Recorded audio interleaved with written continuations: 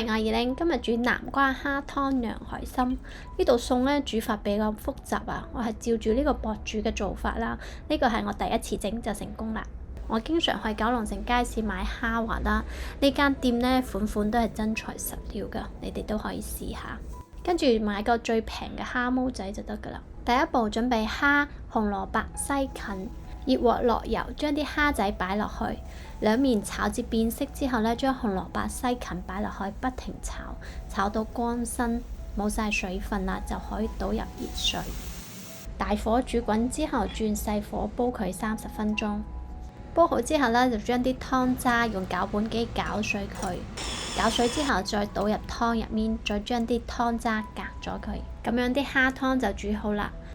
第二步準備牛油、蒜頭、南瓜，開火將牛油溶化佢，跟住將蒜頭、南瓜擺落去，炒到南瓜表面有啲變色之後呢，就倒入湯入面，大火煮滾佢，轉細火煲佢10分鐘。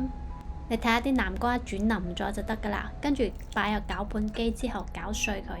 我嘅攪拌機比較細啦，所以我分咗2次攪，咁樣你就得到好濃郁嘅南瓜蝦湯啦。第3步，泡發好嘅海參呢，用清水煮佢30分鐘。之前有教點樣泡發海參嘅方法，你哋睇下。煮好之後攤凍佢。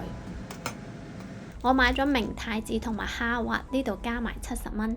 呢間蝦滑呢，有原隻蝦肉喺度㗎，唔中意你就剁碎佢。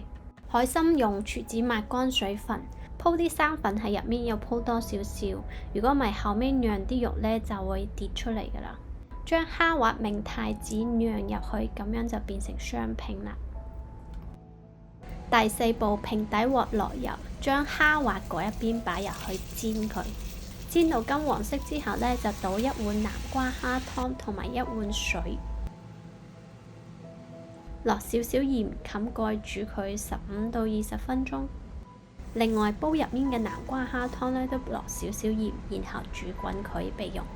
呢款南瓜蝦湯嘅味道超濃郁，就係你去西餐廳食到嗰啲好貴嘅龍蝦湯，味道係一樣㗎。釀海參煮好啦，你睇下啲生粉擺唔夠嘅話呢，中間嗰嚿肉就快跌出嚟啦。最後擺碟環節，釀海參再淋上南瓜蝦湯，咁樣就完成㗎啦。你睇下啲色澤幾靚，呢道餸我用咗幾個鐘先完成啊！你睇下呢個品質，呢個賣相，餐廳食最少都要幾百蚊吧。呢個烹調方法，我用16蚊嘅蝦仔就煮出咁濃郁嘅南瓜蝦湯，真係超犀利。今年冬至大家可以大顯身手，煮俾屋企人試下。